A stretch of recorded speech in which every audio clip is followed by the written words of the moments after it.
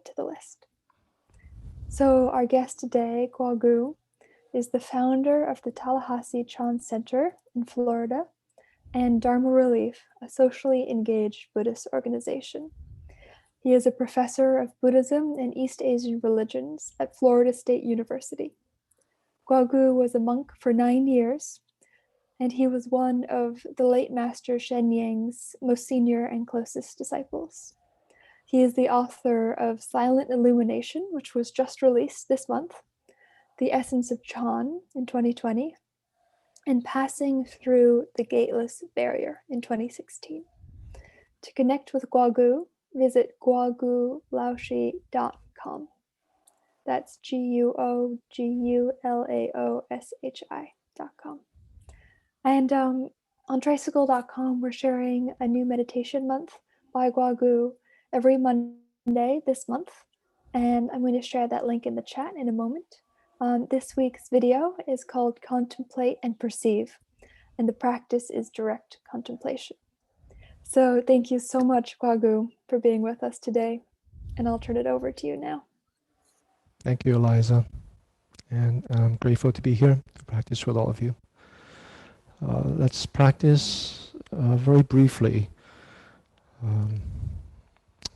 Get settled, grounded, and then we can actually integrate direct contemplation to the sitting. Now, in the teachings, I spoke about direct contemplation of sight and sound. These are the two sense faculty that usually brings a lot of vexations within us. But we have 6 sense faculties, so we can easily introduce direct contemplation to other sense faculties. So sitting meditation would be an excellent way to do that. All right, so let's begin by priming the body. Sit as you will, comfortably, hands on the lap.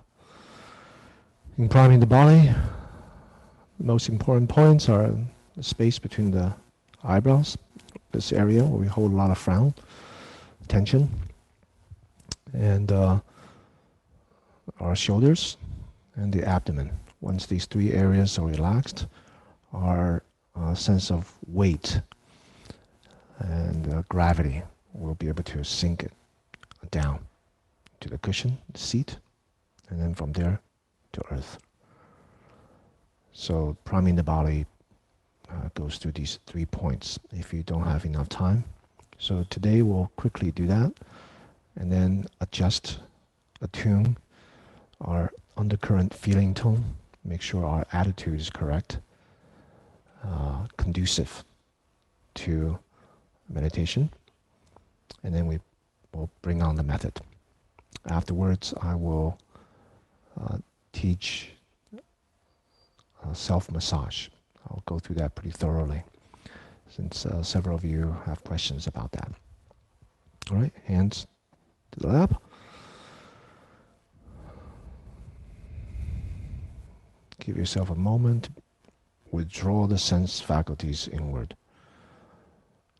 Become aware of yourself sitting here, which means a sense of bodily weight on the seat,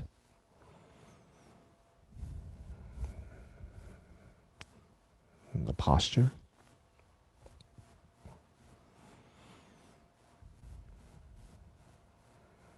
and the general overall sense of being relaxed.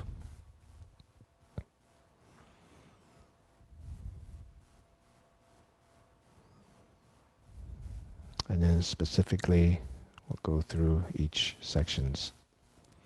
From the crown of the head, relax down to the space between the eyebrows. So allow your sensations to trickle down, feeling the skin, muscles. Once you're at the space between the eyebrows, you can tense up raise your eyebrows up and let them drop. Really familiarize yourself with that sense of release. So do this a couple times.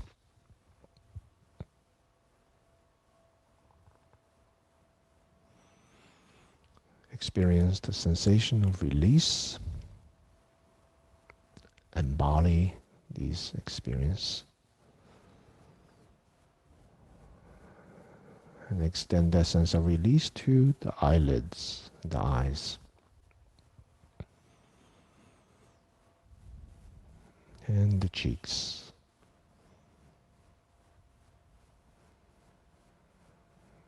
Following your jawline to your chin. Tucking your chin a little bit. So you feel slight tautness in the back of the cranium. And then wet your lips. Gentle smile. Take a moment to feel the smile.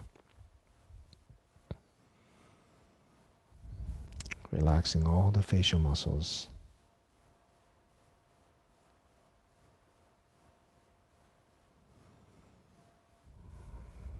And then go back to the crown, the whole cranium, the scalp, from the front all the way to the back.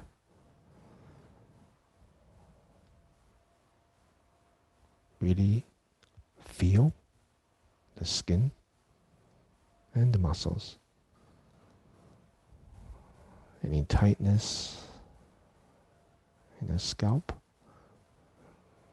just release.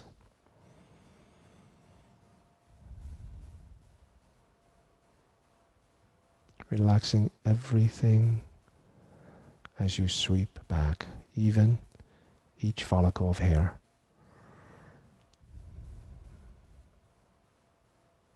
From the back of the cranium, relax down the neck. At this time, you can rotate the neck.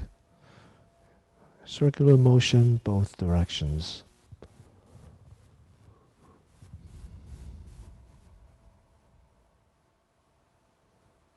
Feel the stretch.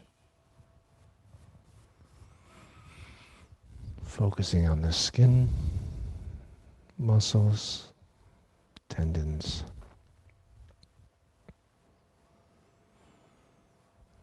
And relaxing the shoulders, the second most difficult area to relax. Just like the space between the eyebrows, we hold a lot of tension. In fact, for most people, the default setting for the shoulders is tense.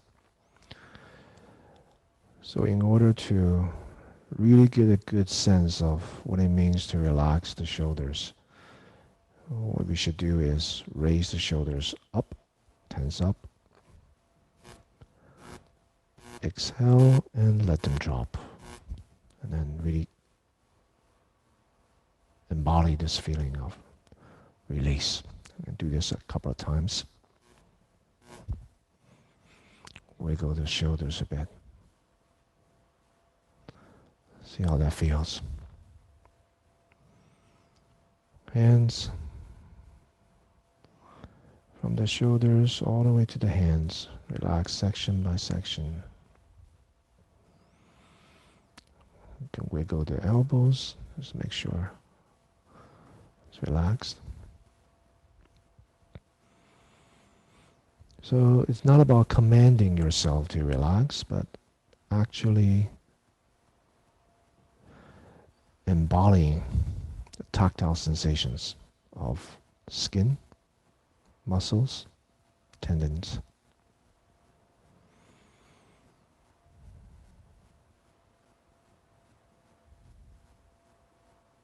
Grounding yourself in the body. Okay, let's go to the chest. Having done all this, now when you go to the chest, you will be able to sense the subtle rise and fall of the chest, following the rhythm of your breath.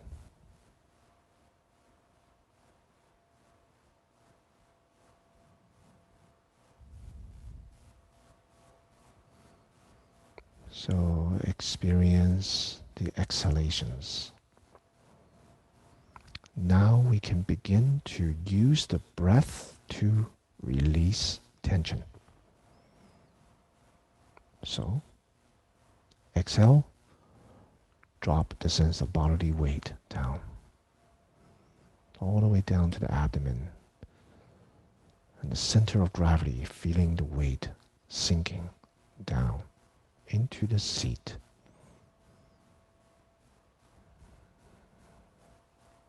Take a moment to feel the rise and fall of the abdomen, following the rhythm of your breath.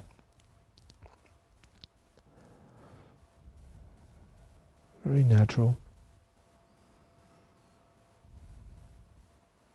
and relaxed.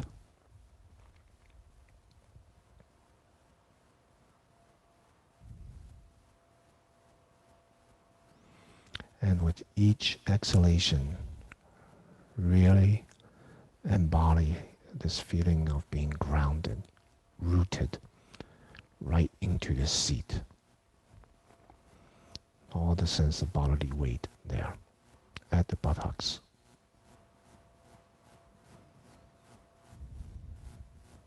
Every time you exhale. All right, now let's go to the back. Upper back, from back at the neck all the way down, back at the shoulders, shoulder blades. See if there's tension.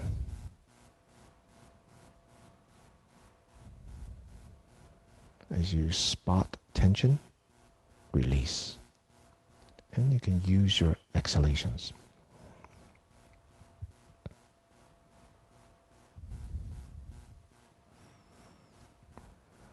Remember, it's not about talking to yourself, commanding yourself to relax, but actually being in the body, feeling.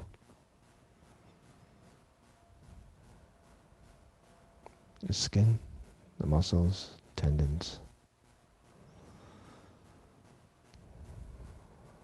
Next exhalation, release down to the mid-back area. Stay here for a moment.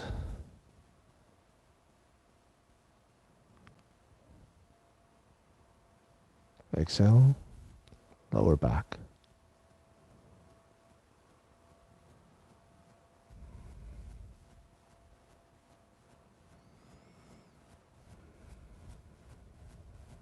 And the buttocks. Really grounded. Use your exhalations now.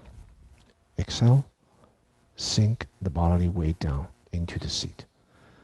From the seat, down into earth.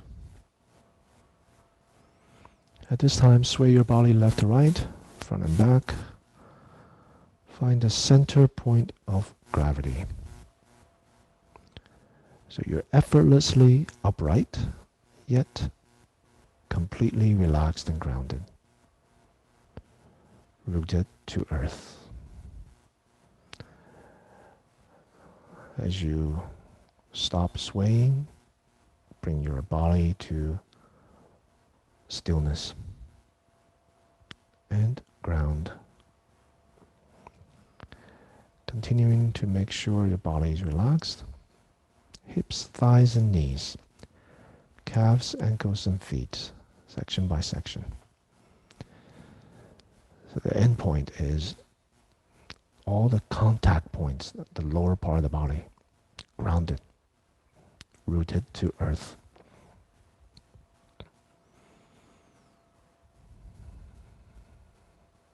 The body, four elements, earth, water, fire, wind, the sense of solidity, fluidity, warmth, and breath.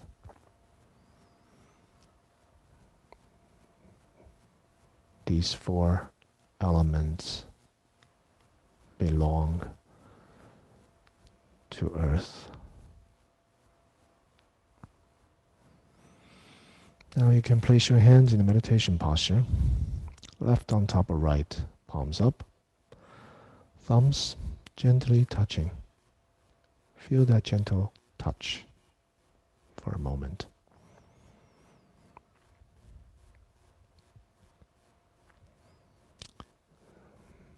Okay, the breath is perfect, subtle, smooth, so we don't need to worry about that at this time. Take a look at your heart, your attitude, what I call undercurrent feeling tone. In this moment, it should be pleasant, content.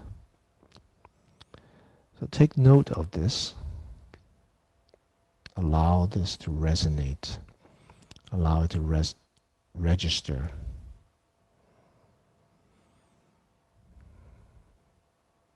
Settling into this contentment. With this contentment, we engage in the method. Now, if you use the method of Anapanasati, meditation on the breath, or whatever method, I want you to incorporate direct contemplation. So if you're meditating on the breath, we're talking about tactile sensations. So we're using the faculty of the body. At this time, don't worry about the rest of the body. It doesn't really matter. We're only narrowly focusing on one body part, which is the nostrils. Bracketing all words, language, discrimination, and of course, stories and narratives that we have, with an openness, receptive, not knowing mind, with great, great interest, captivated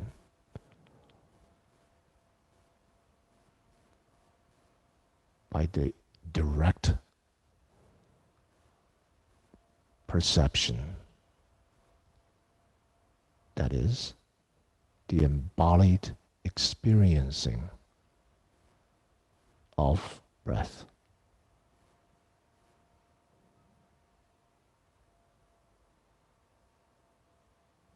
At the nostrils.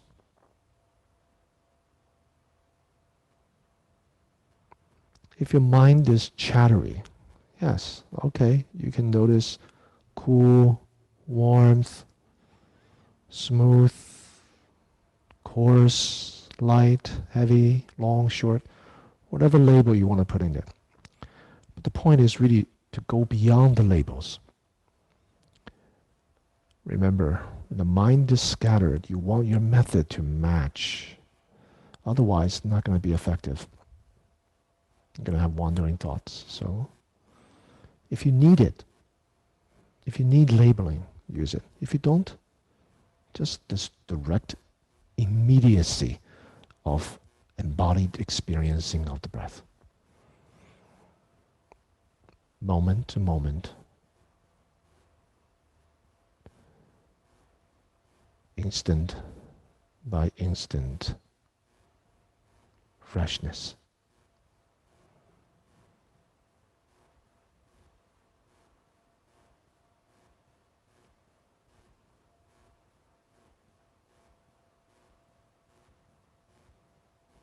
The method,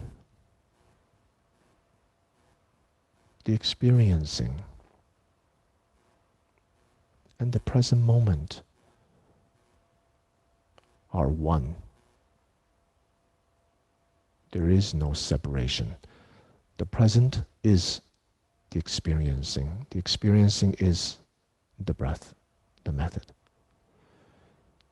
Method is the present moment.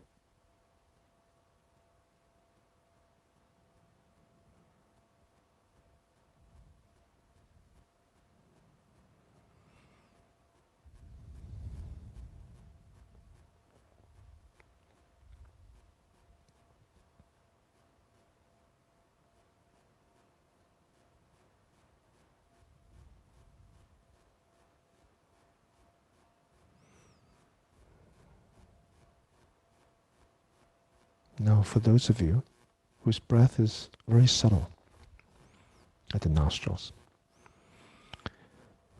drop down your awareness to the abdomen, the rise and fall. And simply experience this without labeling. Or you can directly segue into the first formal approach to silent illumination. And that is just sitting. You could say it's methodless, but there is a method. What is the method? Using direct contemplation or direct valid perception through the faculty of touch, that is the body,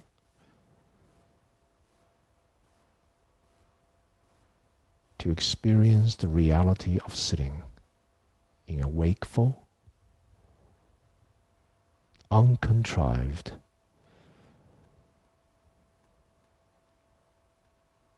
freshness of experiencing sitting. And you will find that this is a very concrete, not abstract, not in the head, completely grounded in the body, yet without labeling, conceptualizing, bypassing all discursive thinking, where the embodied experiencing and the method, the reality of sitting, and the present moment become one.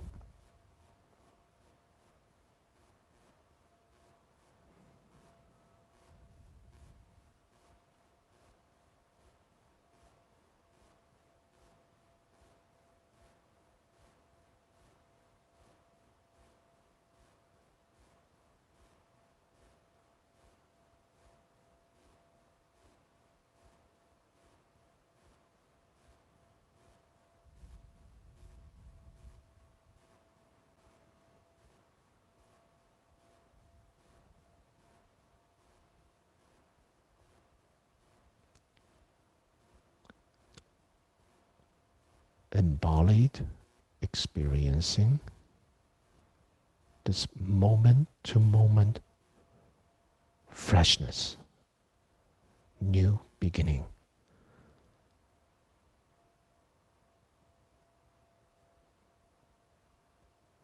And this moment,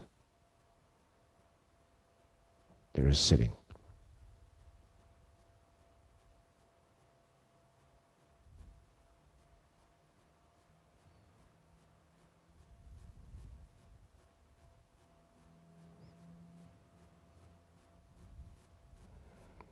So in this moment, there's oneness of body and mind.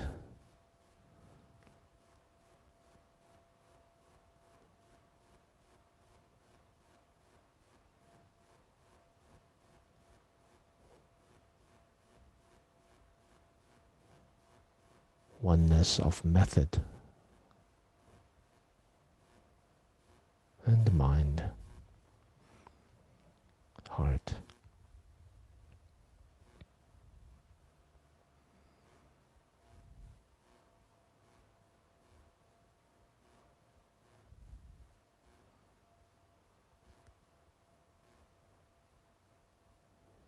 In the immediacy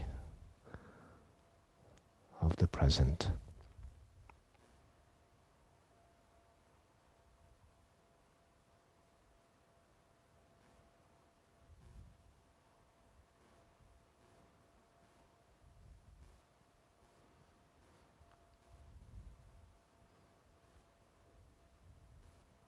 So direct contemplation of the sense faculty of the body, the tactile sensation of this moment sitting.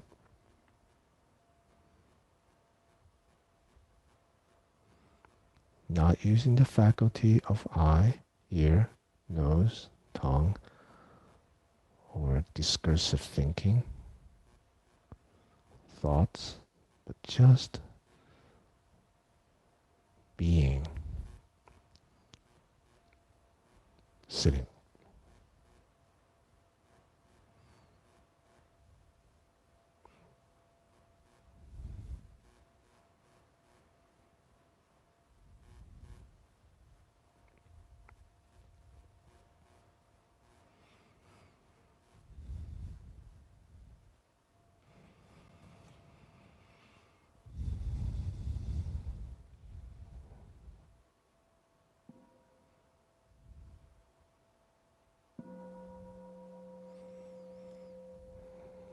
Okay, join your palms.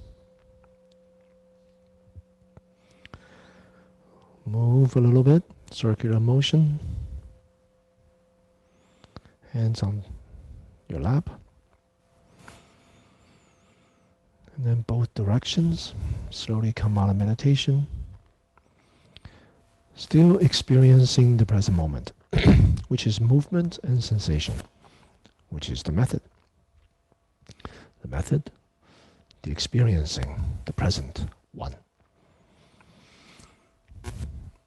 So I wanted to show you how to do self-massage.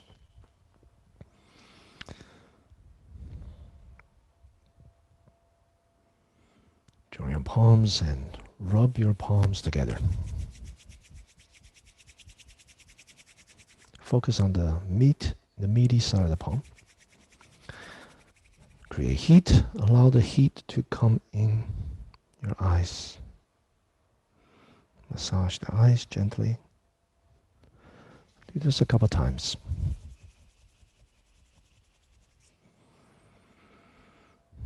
If you need to loosen your leg posture, that's fine. But always start with the eyes. And then the whole face.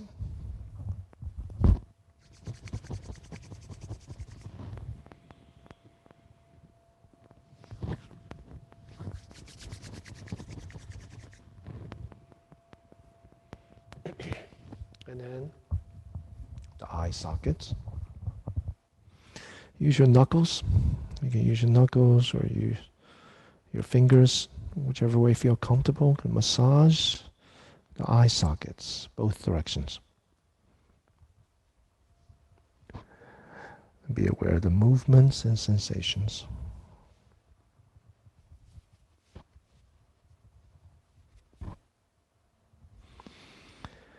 And then hands and palms over the two temples. Massage and rub. And then use your fingertips to walk up from above your ears, to walk up the scalp.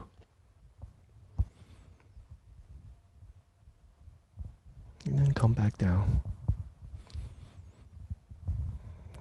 Make sure you cover all the areas. And then use your fingertips to massage the scalp.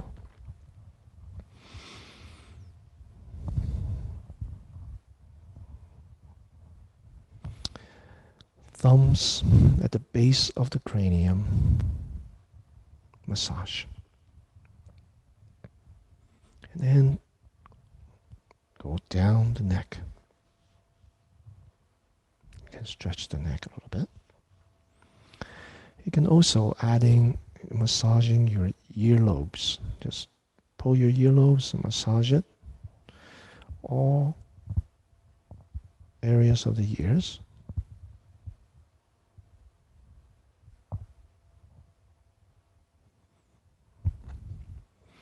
So massage the neck, go back to the neck. And then from here on out, muscle squeeze, joints rub, one shoulder at a time, one arm at a time. Be aware of the movements and sensations. And come to the fingers. I put my fingers between my index and my middle finger, kind of arch like this. Just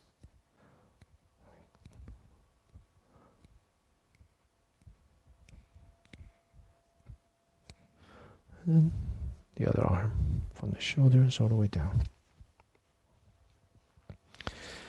So massaging serves several functions. Of course, it massages the aching parts, but also opens up blockages in the energy flow of your body. Sometimes when we sit still for a long time, especially when we sit on retreats a long time, the body slows down, energy travels, sometimes can stagnate on the surface of the skin, leading to feeling a little bit awkward. Some of you who sit would know what I'm talking about. You get up and you feel something's not right with the body. Right? So that's the energy flow kind of coagulates as if around certain areas of the body. So you want to flow, let the body flow. So massage from the eyes, waking up, the hands first, eyes, and then the scalp. Energy flow, go with the energy flow. So massage all through the body. Of course, when you get to the aching parts, you spend more time, make sure your hands are warm, and you go over the aching parts. And it also serves a function of building a transition from stillness to activity. Right, so you don't jump right up after sitting. So it's not good for your joints, not good for your body, not good for your health, overall health, especially if you practice meditation for several decades. You're definitely going to have arthritis, definitely going to have some knee problems, joint problems. So always massage. Now chest, both directions. Abdomen, as you saw, I only did one direction. So this is the direction. From top, if you look down, go to the left. And come back, come down, come back up on the right. So if I were to look at my own abdomen clockwise, so if you look at me, it would be counterclockwise. Okay, so this direction. This has to do with the internal placement of the organs, the stomach, intestines, colon, and so on. Right? So in this direction, the energy flows. Now the back. The back, use your hands just to reach back and just squeeze the muscles. Right, both sides. And then along the two sides of the spine, use your knuckles here to massage, kind of circular motion to massage. Don't crisscross with your knuckles. That will not be so good for the nerve endings there. So just two sides of the spine, of the vertebrae, all the way down. And another benefit is you're transitioning, yes, from stillness to motion, but you're also practicing being in tune with the body, and you're taking care of the body, massaging the body, and this will lead to the body's flexibility, agility after a long time. Right? So always massage. Now, long-time practitioners, when you get to the lower part with the back of the lower part of the back, where the kidneys are, lower back, lumbar area, make your hands warm and rub. Allow the heat to come in. So for long-time practitioners, even if you don't have leg pain, if your body don't ache, still go through the massage. Okay. And then the reason I use towel, one of you asked, what's the towel for? Towels are for protecting the knees, making sure the joints are warm, right? So, and the legs, the legs. So massage the hips, right? One leg at a time. So thighs squeeze like this, right? Knees rub like this. And then this area, I'm going to teach you an acupuncture point. So along the outside of your shin, outside, right? So my right foot is out. Okay, if all of you put your right leg out, so down the shin, to the right of that, there's a crease. How do you find that crease? You put your palm over the kneecap where your ring finger hits. Ring finger hits. This area, there's an acupuncture point. You can go in. So from that point, it should be a crease there. From that point, use your thumb to press down along the outside of your shin bone while the fingers in the back massage the calf muscle.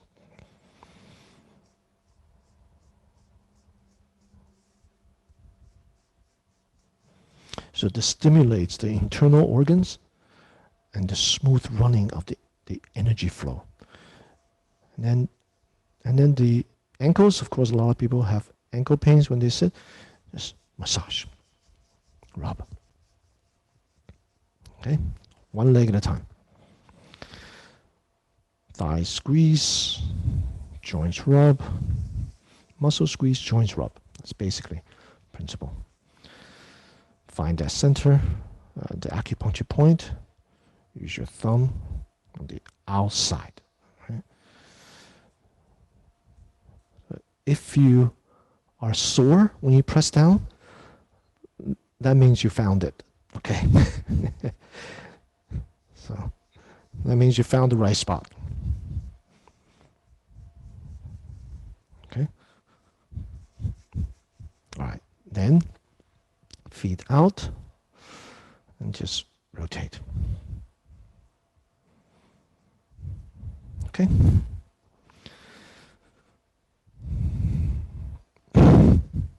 That's how to do the massage. So always do this. So before you sit, do some stretching, and then sitting proper. After you sit, transition out by massage, and that will take care of your body. Your body in no time will become more flexible. You'll feel better after you sit. And the different blockages, the bones. Sometimes people have different body pains every time they sit. It's basically energy block or poor posture. When the body is just not used to the sitting posture. So if you do this, your old injuries, right? The bones have healed, the tendons, but the blockage is still there. If you do this, these blockages will open up. Okay, so this is how to do self-massage. Now, for today's live call, I can entertain any questions that you may have from the teachings on perception and direct contemplation. Thank you so much, Guo Gu, for that practice. I really appreciate it. So, everyone, questions, like I said, you can either type it out in that Q&A box, or if you'd like to actually ask on audio, please click the raised hand button. And I'm going to get started with a question that came in from Curtis, who says, I'm a writer, and I often get distracting ideas for work while I'm meditating. Any comment on the relation of the concentration of meditation and the concentration of making art? Red Pine has said that they are the same. Okay, I didn't get your last word. Any comments on the concentration in meditation and concentration in what? Of making art. Did you catch that? Making art. Oh, okay. Making Yeah, art. yes. Yeah. Mm-hmm. Um, it's a spectrum. Concentration is not black and white, like either you have it or you don't. It's just a spectrum. So, a spectrum of what? Of the complexity and simplicity of your mental continuum. Okay, so if the cognitive moments, you know, concentration, in terms of thought moments, are fewer and concentrated, then time will fly by very quickly. If there's a lot of wandering thoughts, a lot of cognitive processing, you know, doing a painting, and you think about this, and you're doing that, maybe think about composition. Yeah, the mind is basically concentrated. It's concentrated on painting, right? But the level of complexity, quite a bit, quite a bit. You're drawing on past experiences, all your skills, right, in that moment. So there's a lot of cognitive processes there. So time may still go by quickly, but it's incomparable to someone who's in meditative concentration, right? Good meditation, uh, where there's fewer cognitive processes, so the mind is resting with the present moment. So, so it's a spectrum of different kinds of concentration. You can say they're all concentration. It's just a matter of depth, right? And and that can lead to different kinds of experiences. Okay, so our sense of time, our sense of self, has direct bearings on thought moments, thought chains. So people in samadhi, so meditative absorption, calm abiding, people in samadhi, method, present moment, one. So there are no processes going on. So that single moment in their experience, 30 minutes can go by like that, or a whole day, 7, 8 hours, 12 hours, or several days. Right? So it's just a kind of wide range. So this is with regards to the kind of meditation that's kind of shamatha oriented, or kind of calm abiding, or that focus on single-mindedness and so on. Silent illumination is a little different. But hope I answered your question. Great, thank you. We're going to go to the people waiting with the hands up now. So, Amelia, I'm going to click the button to allow you to talk in a second. If you could then unmute yourself. Hello. Hi. Can you hear me? Yes. Great. Thank you so much. And thank you for answering that previous question, because that's also super interesting to me. I'm a dancer.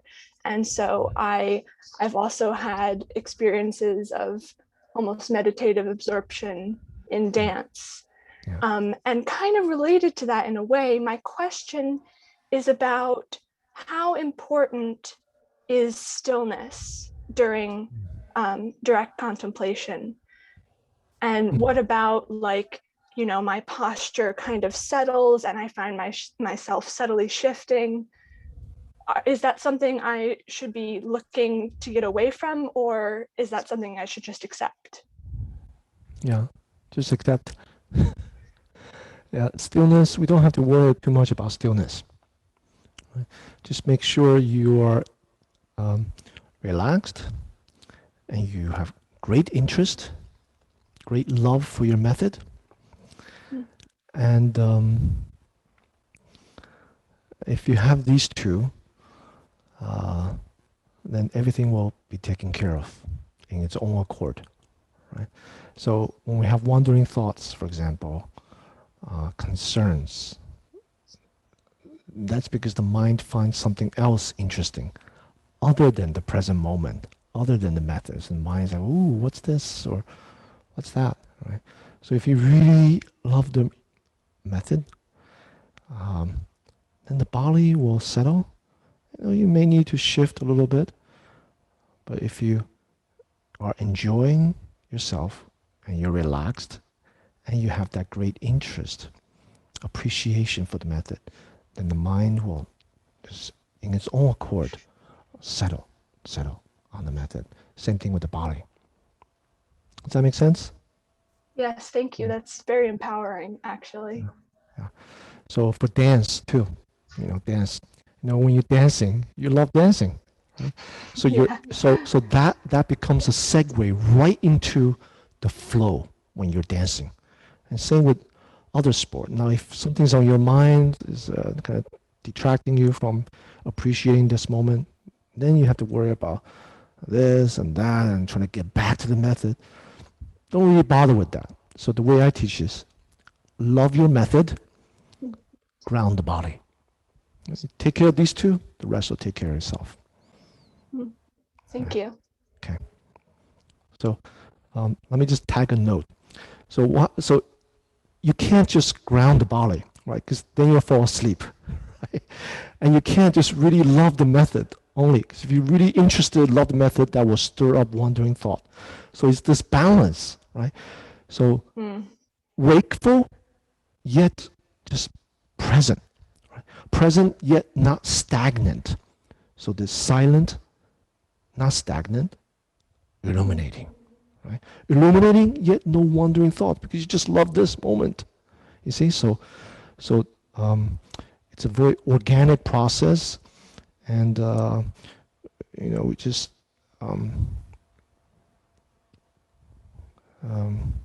explore. Okay, yeah. Great, thank you both. So we're going to do Jesse and Marianne, and then we're going to switch to the written Q&A. So Jesse, I'm allowing you to talk.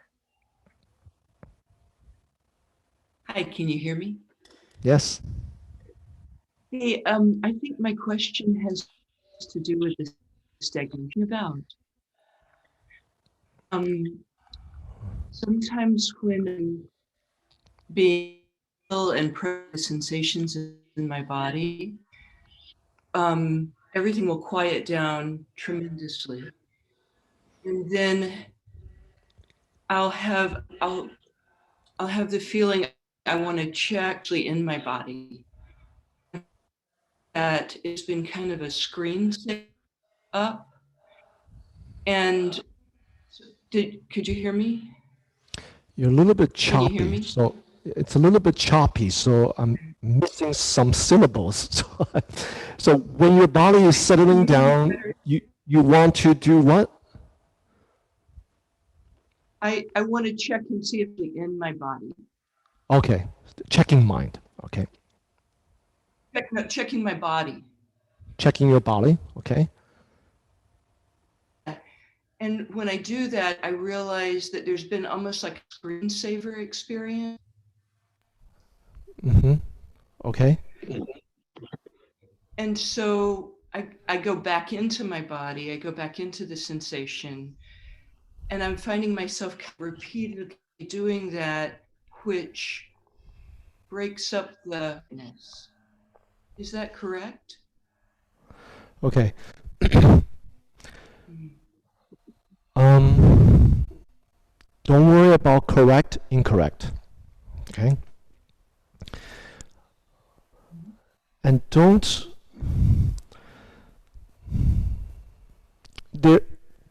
no need to find words or metaphors to encapsulate what you're experiencing, right? For example, screensaver. That is a wandering thought. Right?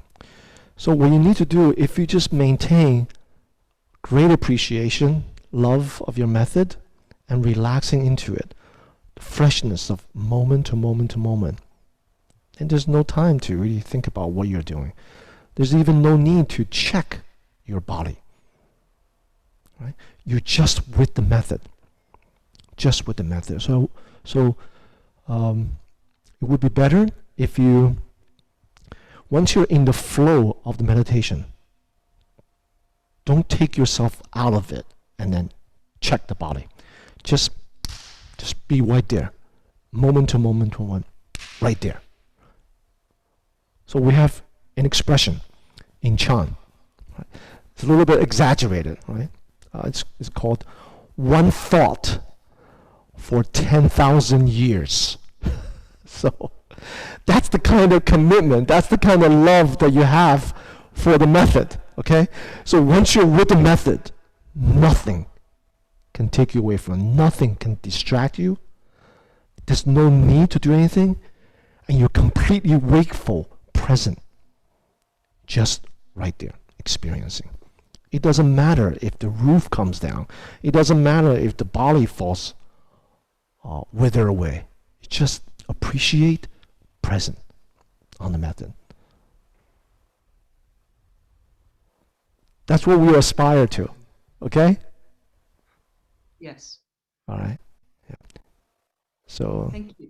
enjoy your method. Yeah. Okay.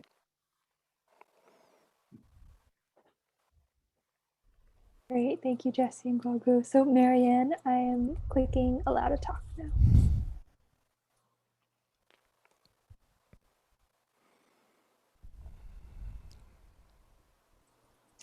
Marianne, I think you're muted if you're saying something.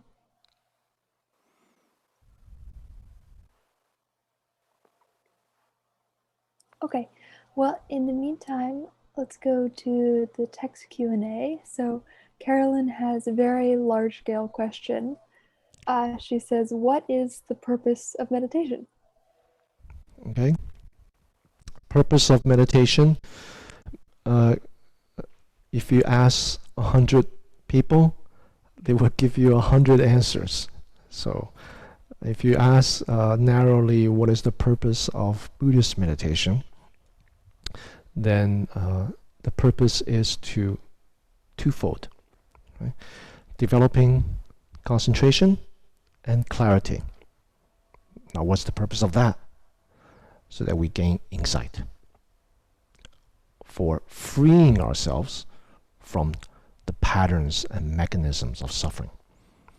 So, and the meditation part, there must be a preparation, which is the practice of virtue, discipline.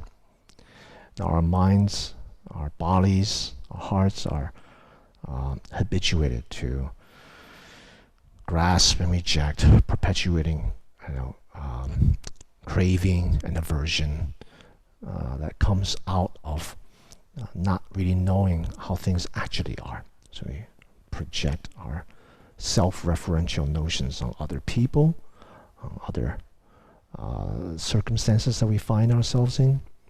So we create a suffering for ourselves. Right? So in order to practice virtue, which is precept, we discipline our senses. Right? Discipline our senses. And we have to expose the mechanisms through which our sense faculties are always grasping, reaching out for things, and projecting notions onto the external world. So by disciplining the senses, right, our interior life becomes heightened. Right? You discipline the senses, interior life becomes heightened, and that becomes the prime foundation for meditation. Right? So meditation, if you don't practice virtue, right, you're still kind of scattered, you're still kind of craving and grasping, rejecting, and all that. Meditation won't be so helpful. It just becomes like a hobby, right? Bliss out, and then you go back to the habit patterns. So if you want to genuinely, that's what Buddhists would want, practitioners to kind of expose the mechanisms of suffering and free themselves from that, for themselves and for the sake of all the people that we love around us.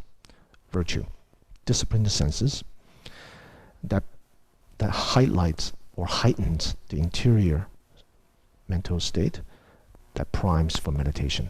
And through meditation, we cultivate concentration and clarity. Right? Concentration and clarity. With concentration and clarity, we will be able to steadily observe how things really are, and that generates wisdom. Okay? So it's like the candle flame. The candle must be steady, the flame.